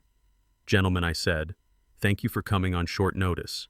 The target is Blake Sterling. He is a con artist, a thief, and he assaulted a federal agent, me. I projected Blake's photo onto the wall. He is marrying my daughter in 48 hours, I continued. He plans to steal her money, ruin her company, and flee the country. We are not going to let that happen. Jackson cracked his knuckles. You want us to grab him, Reggie? We can snatch him tonight. He will never make it to the altar. I shook my head. No. A snatch and grab is too messy. Nia will think he was kidnapped. She will mourn him. She will think I was responsible. I need her to see him for what he is. I need the world to see him. I looked at Chen. Can you get into the venue's AV system, I asked. Chen didn't even look up from his screens. I am already in. It is a wireless system controlled by a central server in the basement. I have root access. I can control the lights, the sound, the microphones, and the projection screens. Good, I said. I want you to prepare a presentation. I'm going to give you audio files, video footage, and financial documents. I want them queued up to play on every screen in that ballroom on my command. Chen nodded, a wicked smile spreading across his face. You want a multimedia roast? I can do that. I turned to Miller and Jackson. You two are my detail. Blake has hired private security for the wedding. Thugs in cheap suits. I need you to neutralize them. Non-lethal, but decisive. When I make my move, they are going to try to stop me. Do not let them. Miller nodded. We will secure the perimeter. No one touches you, Reggie. I looked at the map of the wedding venue Sarah had pinned to the wall. It was a lavish estate in the Hamptons. Tents, gardens, a main ballroom. It was a stage set for a fairy tale. I was going to turn it into a courtroom. We are going to let the ceremony happen, I said, my voice hard. We are going to let him say his vows. We are going to let him think he got away with it. And then when he is standing at the reception raising a glass to his own brilliance, we are going to drop the hammer. I looked at my team. They were the best money could buy. They were loyal. They were dangerous. This is not just a job, I said. This is for my daughter. If any of you have reservations, leave now. No one moved. All right, I said. Let us get to work. We have 48 hours to build a trap that he cannot escape. I sat down and opened my laptop. I pulled up the floor plan. I began to mark the camera angles. I began to script the takedown. Blake wanted $200,000. I spent nearly that much to ensure his destruction. It was the best investment I ever made. The sun set outside, turning the sky a bruised purple. Inside the loft, the screens glowed with the data of Blake Sterling's life. Every lie, every theft, every betrayal. I was compiling it all. I was not just a father anymore. I was the reckoning. And on Sunday, the bill was coming due. Saturday morning arrived with the tension of a bomb squad cutting the wrong wire. We were inside the Brooklyn loft and the air was thick with the heat of running servers and stale coffee. Chen sat at the main terminal, his face illuminated by 3 monitors cascading with hexadecimal code. He was 19 years old, wearing a hoodie that looked like it had not been washed in a week, but his fingers moved across the mechanical keyboard with the precision of a concert pianist. I stood behind him watching the progress bar crawl across the screen. We were attempting to breach the internal server of Nia's company. It was not a simple hack. Nia was brilliant, and she had hired top-tier cybersecurity. Her firewall was a fortress. "We are hitting a biometric lock," Chen muttered, his eyes darting between screens. "The system wants a fingerprint or a retinal scan to access the financial sublevels. If I try to brute force it, the system will lock down and alert the admins." I leaned closer, my bruised ribs protesting the movement. "We do not need to break the lock, Chen. We need to trick it." Nia uses a legacy system for her archives. It is a backdoor she keeps open for older files. "Look for port 8080. Chen typed furiously. His eyes widened. "It is there, but it is encrypted with a rolling key." "Bypass it," I ordered. "Use the algorithm I gave you." The algorithm was a piece of code I had saved from a bust in 2010. It was old, but effective against specific types of encryption. Chen executed the command. The screen flashed red, then green. "We are in," Chen whispered. "Accessing the live ledger now." The screen filled with spreadsheets and transaction logs. It was a sea of numbers. To most people, it would look like noise. To me, it looked like a map. I scanned the columns, looking for the anomaly. I was looking for the ghost in the machine. Blake was smart, but he was arrogant. Arrogant men get lazy. They think no one is looking. "There," I said, pointing to a recurring transfer to a vendor listed as Summit Consulting. "Who are they?" Chen asked. "They do not exist," I said. "It is a shell. Drill down on that vendor ID." Chen typed the command. The vendor profile opened. The address was a P.O. box in Delaware. The routing number led straight back to the same offshore betting syndicate we found earlier. "He is siphoning operating capital," I said, my voice cold. "He is bleeding the company dry to pay his bookie." Downloaded all I commanded. Every invoice, every transfer, every email associated with that account. The download bar started. 20%, 30%. Suddenly a red warning light flashed on the screen. "Active trace," Chen hissed. "Someone is watching the network. The sysadmin is online." "Hold the connection," I said, gripping the back of his chair. "Do not disconnect until we have the files." "They are tracing the IP." Chen warned, sweat beading on his forehead. "They are going to burn our location." "Let them trace it," I said. "We are bouncing through a proxy in Russia. By the time they figure it out, we will be gone. Just get the files. 90%, 95. Done," Chen shouted, slamming the enter key and severing the connection. The screens went black. We sat there in the silence of the loft, breathing hard. We had the evidence. We had the proof of embezzlement. But the adrenaline crash was short-lived. My phone buzzed in my pocket. It was the motion sensor alert from my house in Queens. I checked the camera feed on my phone. A silver Porsche had just pulled into my driveway. "Blake." I looked at Sarah. "He is at my house. He is checking on me. I have to go," I said, grabbing my coat. "If I am not there, he will get suspicious. He will think I am up to something. I need to be the broken old man one last time." I drove back to Queens, breaking every speed limit on the expressway. My heart hammered against my ribs. I had left some of the surveillance gear on my desk. If Blake saw the directional microphone or the files, he would know. He would know everything. I pulled into my driveway just as Blake was stepping out of his car. I parked the sedan crookedly, feigning a lack of coordination. I stumbled out of the car clutching a pharmacy bag I had kept in the glove box for cover. "Blake," I wheezed, acting out of breath. "I didn't know you were coming." He looked at me with disdain. He looked at the pharmacy bag. "Where were you, old man?" he asked, walking up the path. "Picking up my pain medication," I said, pointing to my swollen eye. "It hurts, Blake. It hurts a lot." He smiled, a cruel satisfaction spreading across his face. "Good. It should hurt. Pain is a good teacher." He pushed past me into the house. My heart stopped. The study door was open. I had left the files on the desk. If he turned left, he would see them. "I need water." I groaned loudly, feigning a dizzy spell. I stumbled into the kitchen, knocking a chair over. The noise distracted him. He turned toward the kitchen instead of the study. "Jesus. Reggie, you are pathetic," he sneered, standing in the kitchen doorway. I grabbed a glass of water, my hands shaking intentionally. I drank it, spilling some down my chin. I looked at him with wide, fearful eyes. "Why are you here, Blake?" I asked. "Do you want more money?" "I do not have any more." He laughed. I am just checking the merchandise, making sure you are still broken, making sure you are ready for the wedding. You are coming, right? Nia expects you. I nodded quickly. Yes. Yes, I will be there. I will sit in the back. I will be quiet. Good, he said. He walked over to me and flicked my bruised cheek with his finger. Just remember who owns you, Reggie. One wrong move and I send those texts. He looked around the kitchen, sniffing the air. This place smells like old people and despair. I cannot wait to sell it. He turned and walked out. I followed him to the door, my posture stooped. I watched him get into his car and drive away. As soon as he turned the corner, I locked the door and sprinted to the study. I ignored the pain in my legs. I ran to the desk. The files were there right in the open, a stack of printouts showing his criminal record. If he had walked 3 more steps, he would have seen his own mugshot staring back at him. I collapsed into the chair, exhaling a breath I felt like I had been holding for an hour. That was too close. I looked at the laptop screen on my desk. Chen had sent over the decrypted files from the hack. I opened the folder labeled Summit Consulting. I began to scroll through the documents. Invoices for non-existent services, consulting fees, retainer agreements. It was a classic embezzlement scheme. But then I saw a file type that did not belong. It was a PDF labeled Collateral. I opened it. The document that loaded on the screen made my blood run cold. It was not a company document, it was personal. It was a loan agreement from a private lender, a shark. The amount was $500,000. The interest rate was usurious, but it was the collateral section that made me stop breathing.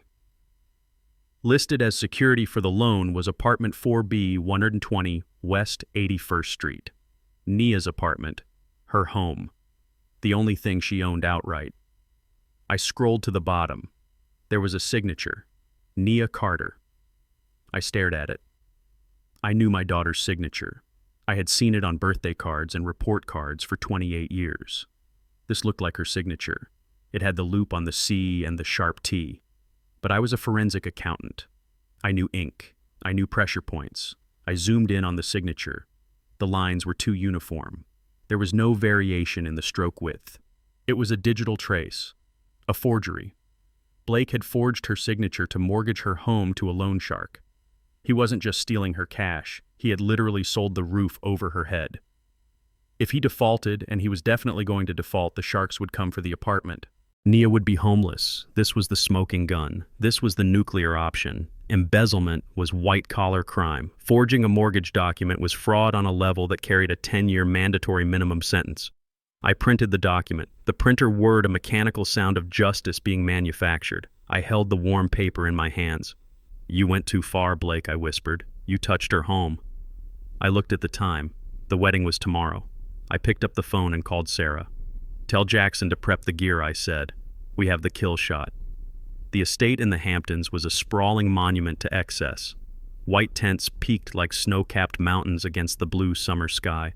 The lawn was manicured to within a millimeter of its life, a green carpet that probably cost more to maintain than my entire pension. Luxury cars lined the circular driveway. Bentleys, Rolls-Royces, a fleet of Ferraris that looked like spilled candy. It was a gathering of the 1%, the masters of the universe. And today they were all gathered to celebrate a fraud. I walked up the long gravel driveway. My shoes crunched on the white stones. I wore my same gray suit, but I had pressed it the night before. I wanted to look respectable. I wanted to look like a father. But to the people passing me in their designer gowns and tailored tuxedos, I looked like the help. I saw the glances, the quick assessments, the dismissal. They saw a black man in a cheap suit and assumed I was parking cars or serving drinks.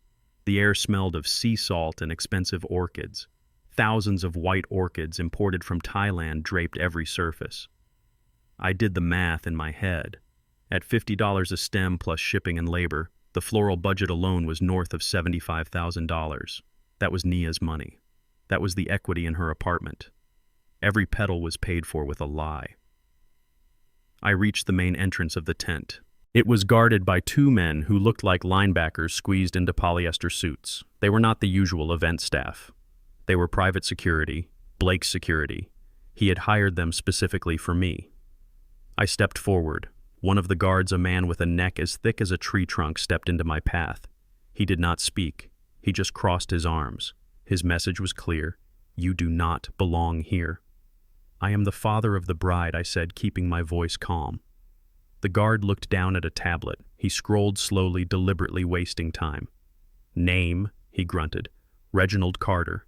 He scrolled again. Not on the list. I felt a surge of anger, but I pushed it down. This was part of the game. Blake wanted to humiliate me. He wanted me to cause a scene so he could justify throwing me out. Check again, I said, or call the groom. Tell him the investor has arrived. The guard hesitated. The word investor changed the dynamic. Money talks even to hired muscle. He tapped his earpiece and muttered something. A moment later, Nia appeared. She looked breathtaking. Her dress was a masterpiece of lace and silk. She wore diamonds in her ears, but her eyes were red. She had been crying. She saw me and her face fell. It was a look of pure exhaustion. Daddy, she sighed, walking past the guards. I told you not to come if you were going to cause trouble. I am not here to cause trouble. Nia, I said, holding up my hands. I am here to walk you down the aisle. I am here to make peace. She looked at my black eye. She looked at the cut on my lip. She flinched. You cannot walk me down the aisle looking like that, she whispered. Everyone will ask questions. Blake is already upset. He says you threatened him again this morning. I swallowed the bile rising in my throat. I threatened him. That was rich. I just want to see you get married, baby, I said, softening my voice. I will stay in the back. I will be invisible. Please. She hesitated. She looked back at the tent where the guests were taking their seats. She was torn between her anger and her love. Finally, she nodded. Okay, but you sit in the back. Table 42. It is behind the main pillar. And do not speak to anyone. Do not go near Blake. If you say one word to him, security will remove you. Do you understand? I understand, I said. She turned and walked away. She did not hug me. She did not smile. She walked back into the fantasy she had bought with her own stolen money. I walked past the guard. He stepped aside, but his eyes followed me. I made my way to the back of the tent. Table 42 was empty. It was the table for the vendors, the photographer's assistant, the DJ's girlfriend. I sat down. The pillar blocked my view of the center aisle, but I had a clear line of sight to the altar. The music started. A string quartet began to play something classical and expensive. The guests hushed. The ceremony was beginning. Blake walked out first. He stood at the altar, waiting. He looked like a movie star. His tuxedo fits perfectly. His hair was slicked back. He smiled at the crowd, a charming, humble smile that fooled everyone. Everyone except me. He scanned the room. His eyes were not looking for his bride. They were looking for me. He spotted me in the back shadows. His smile didn't waver, but his eyes narrowed. He made a subtle movement with his hand.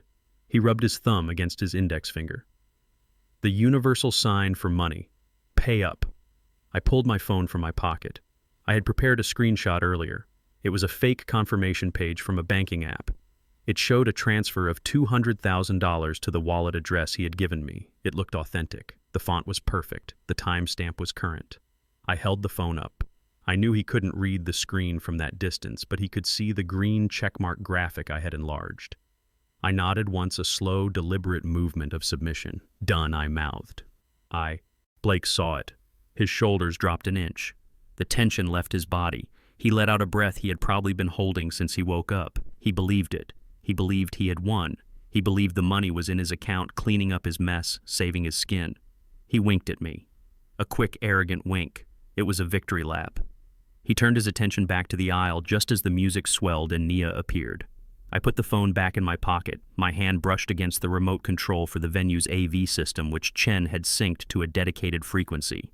Enjoy the moment, Blake, I thought. It is the last happy moment of your life. The ceremony proceeded. Vows were exchanged. Rings were slipped onto fingers. I watched it all with a detachment that frightened me. I was watching my daughter marry a monster, and I did not stand up to object. I sat still. I waited. Because stopping the wedding was not enough. An annulment was just paperwork. I needed an exorcism. The officiant pronounced them husband and wife. They kissed. The crowd cheered. Blake pumped his fist in the air, the triumphant hero. They walked back up the aisle together, smiling, waving. Nia looked relieved. She thought the drama was over. She thought her father had capitulated. I watched them exit the tent, heading toward the main house for photos. The guests began to move toward the bar. I stood up. I checked my watch. We had 30 minutes before the reception speeches began. 30 minutes before the screens came down. I tapped my earpiece. "Sarah, are we green?" "Green, Reggie," she replied. "The FBI is holding position at the main gate. Jackson and Miller are inside. We are ready when you are." I adjusted my tie. I walked toward the main stage. The security guard started to move toward me, but I shot him a look so cold, so full of promise of violence that he hesitated. "I am just getting a drink," I said. I walked past him. I was not getting a drink. I was getting into position. The groom wanted a toast. I was going to give him a roast he would never forget. The reception was a masterpiece of deception. The sun had set, leaving the white tent glowing like a lantern against the dark Hampton sky. Inside, the air was warm and smelled of expensive perfume and roast lamb. Blake Sterling stood on the raised stage holding a microphone like it was a scepter. He looked perfect. His tuxedo was sharp, his hair was flawless, and his smile was dazzling. He raised a glass of vintage champagne. The room went silent. 150 guests, the elite of Manhattan society, turned their faces toward him. He began to speak. His voice was smooth like poured honey. He talked about destiny. He talked about the first time he saw Nia. He spun a fairy tale about two souls finding each other in a chaotic world. He looked down at the head table where Nia sat wiping a tear from her eye. She looked up at him with pure adoration. She believed him. She believed every lie. Cow. The guests applauded softly. Women sighed. Men nodded in approval. It was a masterclass in manipulation. I stood in the shadows near the soundboard, my back against a support beam. I watched him. I watched the way he paused for effect. I watched the way he made eye contact with the wealthiest investors in the room. He thought he had won. He thought the $200,000 was sitting in his crypto wallet ready to wash away his sins. He raised his glass one last time. To Nia, he said, his voice thick with fake emotion. "My partner, my life, my everything." The crowd cheered. Glasses clinked. It was the peak of his triumph. The moment he had been working toward for months. I reached into my pocket and touched the cold plastic of the remote trigger. I looked at the sound engineer who was busy texting on his phone, oblivious to the hijacking of his system. I tapped my earpiece 3 times. "Now, Chen, drop the hammer." The applause died down. Blake lowered the microphone, ready to step off the stage and accept his congratulations. Suddenly the speakers crackled. A high-pitched digital shriek pierced the air. Guests covered their ears, wincing. Blake frowned, tapping the microphone. "Is this thing on?" he joked, trying to recover the mood. Then the sound changed. It was not feedback. It was a recording, crystal clear, amplified by 10,000 watts of power. "Nia is an idiot," the voice boomed through the ballroom. It was Blake's voice, but it was not the smooth, polished tone he used for his toast. It was the raw, hateful snarl from the storage unit. It was the voice of a man who despised the woman he was marrying. The room froze. It was as if all the oxygen had been sucked out of the tent. Blake went pale. He looked around confused, searching for the source. "She thinks I am some financial genius. She has no idea I am using her credit to keep the lights on." The recording continued, relentless and loud. "Even after I spend every dime of this, she will still marry me, because I am her dream." Nia stood up slowly. Her movements were jerky and uncoordinated. Her champagne glass slipped from her fingers and shattered on the dance floor. The sound was lost under the booming voice of her husband-to-be. She stared at the speakers, then at Blake, her face a mask of confusion and horror. "And you are just her embarrassing past. You are nothing but a sad old black man." The racial slur hung in the air, heavy and ugly. The wealthy white guests gasped. This was not just a private insult. It was a public exposure of his true character. The polite facade of the evening cracked wide open. "After the wedding, I am going to sell your house. I am going to put you in a state-run home, and I am going to make sure you rot there." The recording ended with the sickening thud of his fist hitting my face. The sound echoed like a gunshot. Blake stood on the stage, paralyzed. The microphone was still in his hand, trembling violently. For the first time all night he looked small. He looked like a rat caught in a spotlight. The silence broke. It shattered into 1,000 whispers. People turned to each other, mouths open, eyes wide. The shock was physical. Blake recovered first. His survival instinct kicked in. He shouted into the live microphone, his voice shrill. "Turn it off! Cut the sound!" He pointed at the sound engineer, who was frantically pushing buttons that did not work because Chen had locked the system from Brooklyn. "That is not me!" Blake yelled, his face slick with sweat. That is fake. It is a deep fake. It is AI.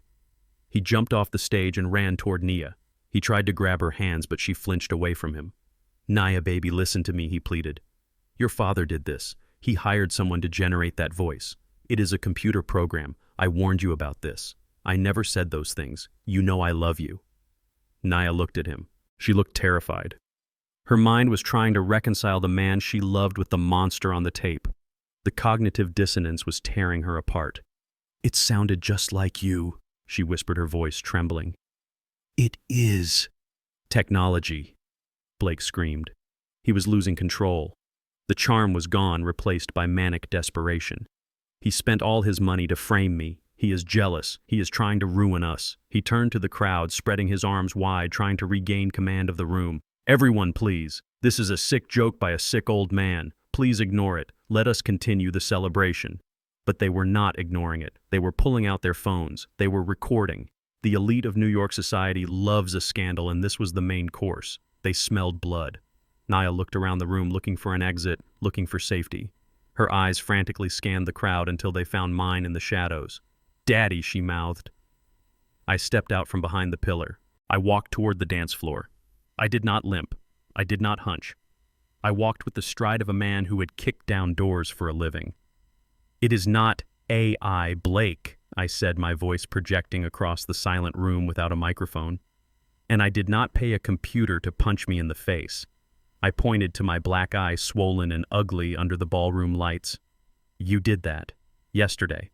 In Unit 42. Blake spun around. He saw me, and in his eyes I saw the realization that the game was rigged. But he still thought he had one card left to play. He still thought he could lie his way out. He did not know about the screens. Blake tried to shout over the murmurs of the crowd, claiming again that technology was hijacking his life, but I signaled Chen one more time. The massive LED screens behind the stage, the ones meant to display a slideshow of the happy couple's childhood photos, suddenly flickered black. A second later, they illuminated the room with a harsh white light. It was not a slideshow of memories. It was a slideshow of crimes. The first image was a bank statement. It was blown up to 10 feet tall, so even the guests in the back row could read the fine print. It showed the accounts of Summit Consulting, the shell company Blake used to embezzle funds from Nia's business. Next to it was a split screen showing the corresponding deposits into the offshore betting syndicate in Costa Rica. Red lines connected the two, linking the theft directly to the gambling debt. The numbers were staggering. $300,000 siphoned in 6 months. The room gasped collectively. These were financial people. They understood what they were seeing. They recognized the anatomy of fraud instantly. The image changed. Now it was a flight itinerary, a boarding pass. The name on the ticket was Blake Sterling. The destination was Grand Cayman. The date was tonight at 11:30 p.m., a one-way ticket.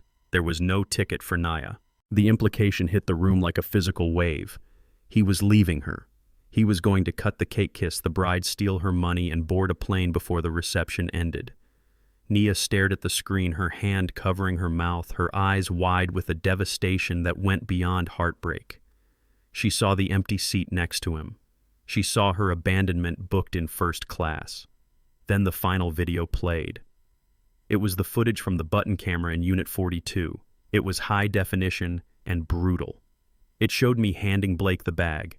It showed him pulling the chrome pistol from his waistband. It showed the sneer on his face as he called me a rat. And then it showed the punch.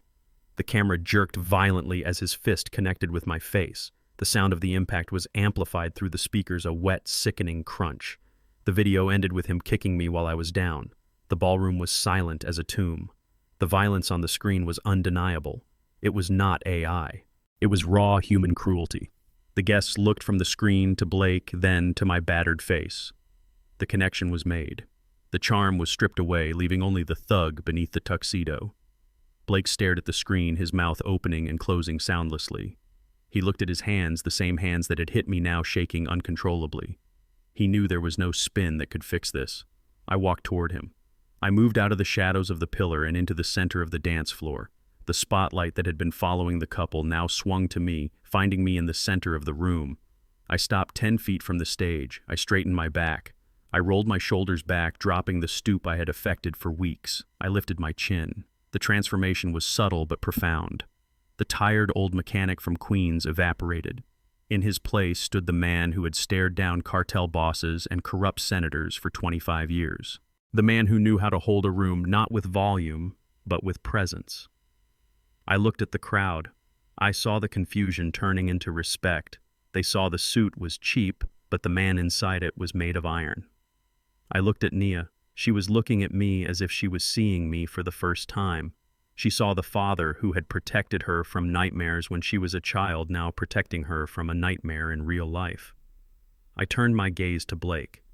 He was still on the stage, but he looked smaller now. He looked like a child wearing his father's clothes. He gripped the podium, his knuckles white. "Who are you?" he whispered. His voice picked up by the live microphone. "You are just a mechanic. You fix lawnmowers." I smiled. It was a cold smile, the smile of a hunter who has trapped the wolf. "I am a mechanic, Blake," I said, my voice steady and commanding. "But I did not always fix machines. For 25 years I fixed problems. I fixed balance sheets. I fixed discrepancies. I was a forensic accountant for the Federal Bureau of Investigation." The revelation rippled through the crowd. Whispers broke out. Blake flinched as if I had slapped him. I spent my career hunting men who thought they were smarter than the system. I continued taking a step closer. Men who thought a suit and a smile could hide a crime. I tracked money through shell companies in Panama and diamond mines in Africa. I know how to follow a dollar bill through a hurricane. And you, Blake, you were easy. You were sloppy. You left fingerprints on everything you touched. Blake backed away until he hit the DJ booth. His eyes darted around the room looking for an escape route, looking for a friend. He found neither. The security guards I had hired, Jackson and Miller, stepped out from the curtains, blocking the exits. They stood with their arms crossed, stone-faced and imposing. The guests had formed a semicircle around the stage, creating a human wall. He was trapped in the center of his own lavish party. He looked at me, desperation clawing at his throat. He tried to play his last card, the only card he thought he had left. The money, he stammered. The transfer. You sent it. I saw the confirmation. I have $200,000. I can pay everyone back. It was a loan. I can fix this. He pulled out his phone, frantically tapping the screen, trying to bring up his crypto wallet, trying to show the world he was solvent. He needed that money to be real. If the money was real, he could maybe bargain. He could maybe run. I watched him struggle with the app. I watched the color drain from his face as the screen loaded. "Check the balance, Blake," I said softly. He stared at his phone. He swiped down to refresh. He swiped again. His hands were shaking so hard he almost dropped the device. "It is zero," he whispered. "It is zero. But you showed me. You showed me the confirmation." I reached into my pocket and pulled out my own phone. I held it up. I showed you a graphic design, Blake. I showed you a picture. I did not transfer $200,000 to your wallet. I took another step toward the stage, closing the distance until I was looking up at him. The silence in the room was absolute. Everyone was hanging on the next words. "I did not transfer the money," I said, my voice ringing out like a gavel. "I transferred the file." Blake looked confused. "What file?" "The file containing the evidence of your embezzlement, your identity theft, the forged mortgage on Nia's apartment, and the assault on a federal officer," I said. "I transferred it 10 minutes ago." "To who?" he gasped. "To the FBI field office in New York," I said. As if on cue, the sound of sirens cut through the night air. Not one siren. Dozens. They were getting louder, coming up the long driveway, screaming toward the tent. Blue and red lights began to flash against the white canvas walls of the tent, turning the wedding reception into a crime scene. Blake looked at the lights. He looked at me. He looked at Nia, who was now standing next to me, her face a mask of cold fury. His world collapsed. The money was gone. The girl was gone. The freedom was gone. He let out a sound that was half sob, half scream. He dropped the microphone. It hit the stage with a thud that signaled the end of the show. The sirens stopped right outside. Car doors slammed. Voices shouted commands. "Run, Blake," I said. "Why do you not try to run? I want to see you try." But he could not run. His legs gave out. He sank to his knees on the stage, surrounded by white orchids paid for with stolen money weeping into his hands as the heavy footsteps of federal agents thundered toward the entrance. The sirens stopped just outside the tent. Then came the sound of heavy doors slamming and boots hitting the pavement. It was not a chaotic rush like in the movies. It was the rhythmic thumping of a synchronized assault. The main entrance of the tent flew open. "Federal agents, everybody down!" The command was shouted by a dozen voices at once. A tactical team swept into the ballroom, moving with the fluid precision of a river breaching a dam. They wore raid jackets emblazoned with FBI in yellow letters. They carried carbines at the low ready, scanning the crowd for threats. The guests screamed and dropped to the floor, covering their heads. The waiters dove under the tables. The illusion of the high society wedding evaporated instantly, replaced by the stark reality of a federal takedown. I watched the lead agent enter. It was Special Agent Perkins. I had trained him at Quantico 15 years ago. He looked older now, gray at the temples, but his eyes were the same. Cold, sharp, assessing. He spotted me standing near the dance floor and gave me a microscopic nod. He knew the landscape. He knew who the bad guy was. Blake Sterling. Perkins announced, his voice amplified by a megaphone. "This is the Federal Bureau of Investigation. You are under arrest for wire fraud, money laundering, and aggravated identity theft. Get on your knees and put your hands behind your head." The agents fanned out, securing the perimeter. Jackson and Miller. My private security team raised their hands, slowly stepping back to allow the Bureau to take control. They knew the drill. This was the big leagues now. The room smelled of fear and ozone. The party was over. The crime scene had begun. Blake looked at the agents closing in on him. He looked at the handcuffs swinging from Perkins' belt. He looked at the exits blocked by armored men. He looked at the screens still displaying the evidence of his crimes. His face went through a rapid transformation. The shock vanished. The fear vanished. In their place came a look of pure, unadulterated madness. He realized there was no way out. He realized his life as a golden boy was over. He was looking at 20 years in a federal penitentiary. He snapped. He did not get on his knees. Instead, he lunged to his left. Nia was standing there, paralyzed by shock, staring at the man she had just married. She did not see him move until it was too late. Blake grabbed her arm and yanked her backward. She screamed a high, thin sound of terror. He spun her around, slamming her back against his chest.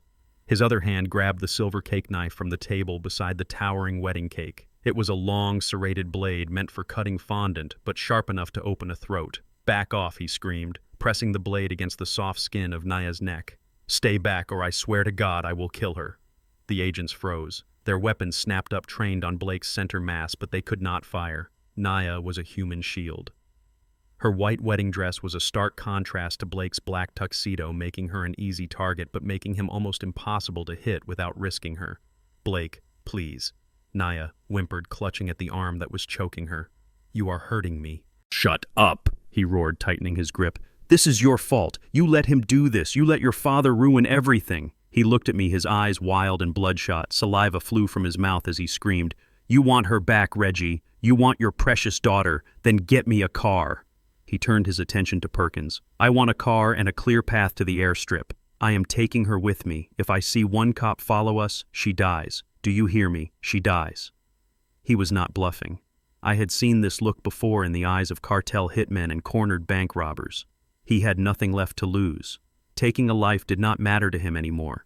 He was going to use my daughter as a bargaining chip or a final act of revenge. The guests were screaming, huddled under tables. The agents held their positions, their fingers tense on the triggers. It was a standoff, and in a standoff, time is the enemy.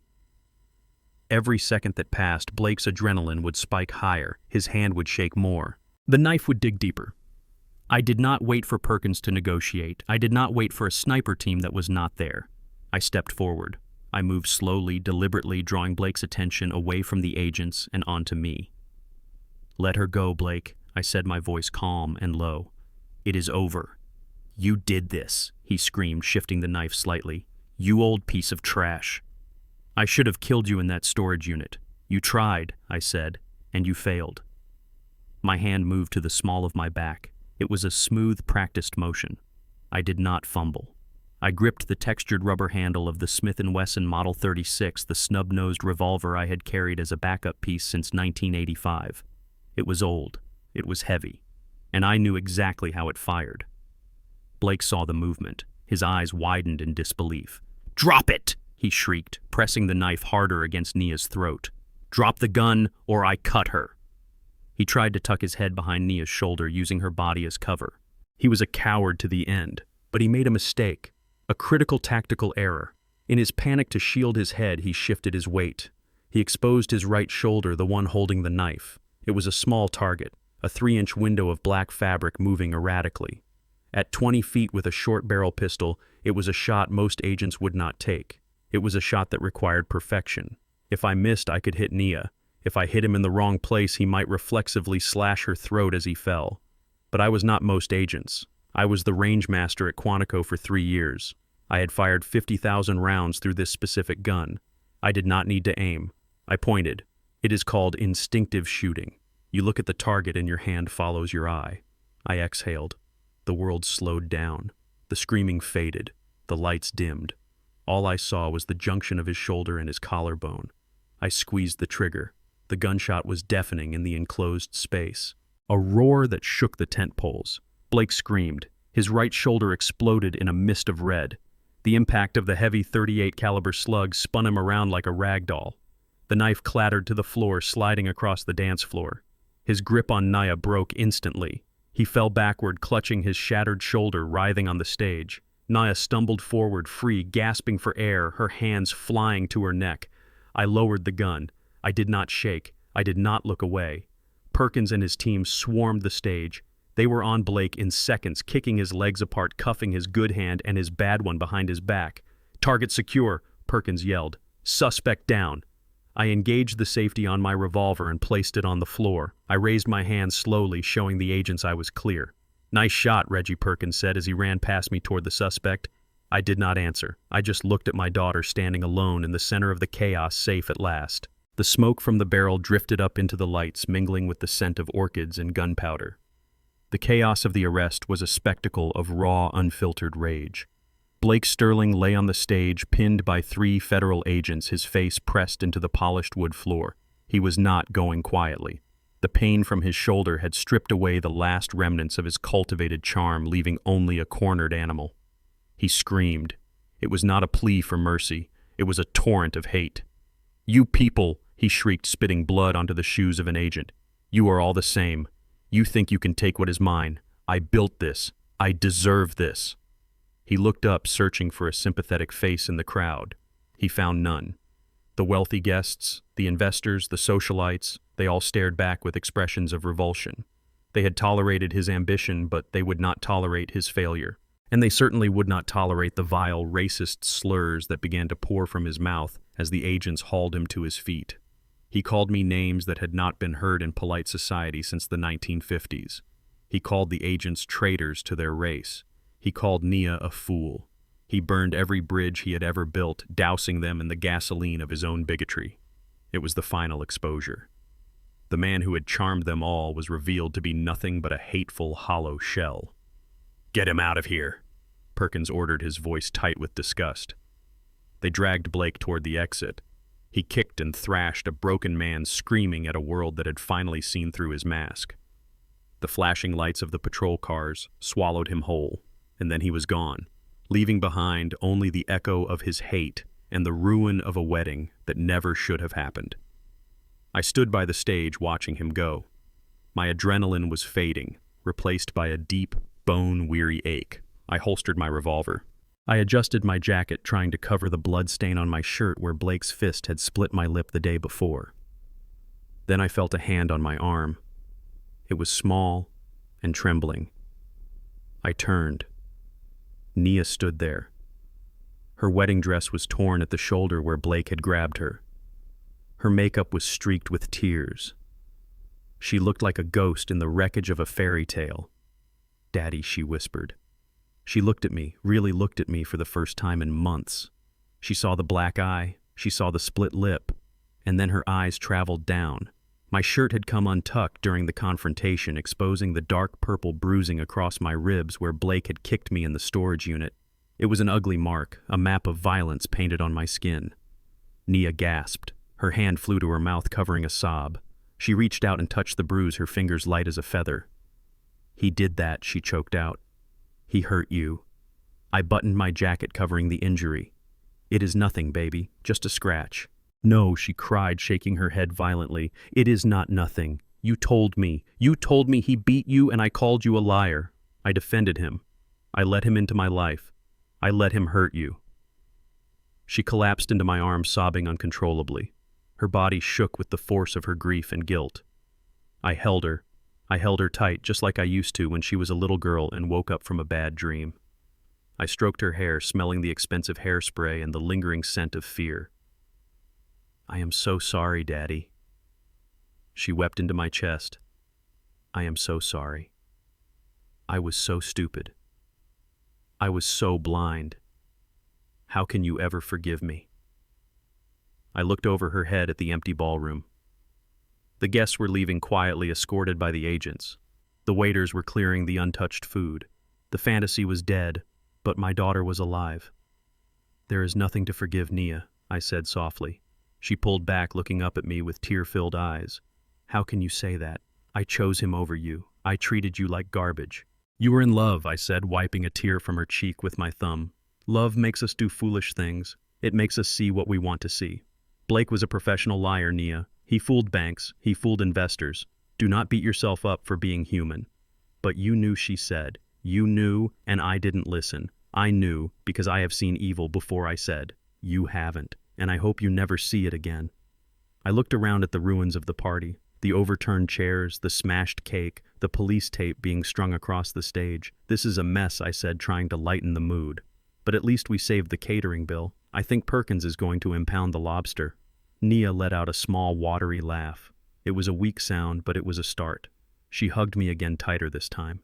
"Thank you, Daddy. Thank you for not giving up on me. Thank you for saving my life." I kissed the top of her head. "I am your father, Nia," I said. "Saving you is my job description. It does not have an expiration date." We stood there in the center of the empty dance floor, a father and daughter reunited in the debris of a disaster. The music had stopped. The lights were harsh. But for the first time in a long time, the air between us was clear. No lies, no secrets, just the truth. "Let us go home," I said. "I think we both need some ice." Nia nodded, taking my arm. "Yes, let us go home." We walked out of the tent, leaving the wreckage of Blake Sterling's life behind us. Outside, the night air was cool and clean. The stars were shining above the Hamptons, indifferent to the drama of men. We walked to my old sedan. It looked out of place among the luxury cars, but it was reliable. It was real, just like us. 6 months later, the world looked different. The frantic energy of the city seemed slower, calmer, more manageable. I sat on a weathered wooden dock overlooking a small lake in upstate New York. The water was still reflecting the fiery orange of the autumn leaves. The air was crisp, carrying the scent of pine and damp earth. Next to me sat Nia. She wore jeans and a thick wool sweater, her hair pulled back in a simple ponytail. She held a fishing rod, her eyes focused on the bobber floating on the surface. She looked younger. The stress lines that had defined her face during her engagement were gone, replaced by a quiet strength. We had spent the morning like this in comfortable silence. No phones, no emails, just the sound of the wind and the occasional splash of a fish. It was a ritual we had not shared since she was 12 years old. Back then, she would chatter endlessly about school and friends. Now she was content just to be. Nia reeled in her line, checking the bait. "The lawyers called yesterday," she said, her voice breaking the stillness. "It is done." The judge signed the order. "I have full control of the company again." I nodded, watching a dragonfly hover over the water. "That is good news, baby. And the audit?" "Clean," she said. "Sarah's forensic team did an incredible job. They traced every cent Blake stole. We recovered about 70% of the embezzled funds from the betting syndicate's frozen accounts. The rest, well, the insurance will cover most of it. But the reputation damage is healing. Clients are coming back. They respect that we cleaned house." She cast her line again, the lure landing with a soft plop. "I am suing the bank too," she added, a hint of steel in her voice, "for allowing a forged signature on a mortgage application. They settled out of court this morning. The apartment is safe, Daddy. No one is taking my home."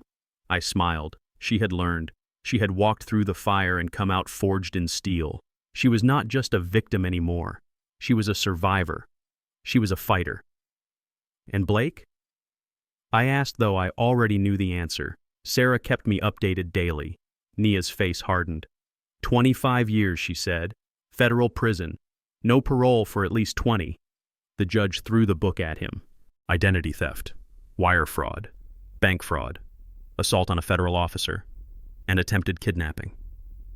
She looked at me, her eyes soft. He cried at the sentencing, she said. He tried to blame his addiction. He tried to blame his upbringing, but the judge just looked at the video of him hitting you. She told him that a man who hits an elder is not a victim, he is a predator. Justice, I said simply. Yes, she said. Justice. She leaned her head on my shoulder. Thank you, Daddy, for everything, for the money, for the protection, for waiting for me to wake up. I kissed her forehead. I would do it again, I said, in a heartbeat. The sun began to dip below the tree line, casting long shadows across the lake. We packed up our gear. We hadn't caught any fish, but that was never the point. As we walked back to the cabin, I stopped and looked out over the water one last time. I thought about the journey, the lies, the violence, the fear. It had been a war. A war fought not with soldiers, but with information, with patience, with love. People say you cannot choose your family. They say blood is thicker than water. But they are wrong. You choose your family every day by how you treat them, by how you protect them, by the sacrifices you make when no one is watching. Blake Sterling thought he could steal a family. He thought he could buy loyalty with stolen money. He thought he could break the bond between a father and daughter with lies. He was wrong. He underestimated the power of a father's love. He underestimated the resolve of a man who has nothing left to lose but his child. I am Reginald Carter. I am 70 years old. I am a mechanic. I am a federal agent. But above all, I am a father. And I do not retire from that job. Not ever.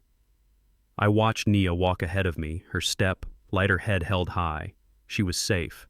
She was free. And she was mine. I adjusted my fishing gear on my shoulder and followed her home.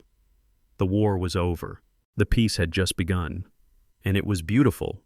We often believe that evil looks like a monster, but sometimes it wears a tuxedo and smiles like a movie star. Nia's story is a brutal reminder that success and charm can be the most dangerous masks of all. True family isn't about who says, "I love you," the loudest. It's about who stands by you when the world is burning. Never let anyone isolate you from your roots or put a price tag on your affection. And if your gut tells you something is wrong, listen to it. It might be the only warning you get before the trap snaps shut. If you enjoyed seeing justice served cold, hit that like button and subscribe for more stories of truth and redemption. Have you ever had to protect a loved one from a toxic partner? Tell me your story in the comments below.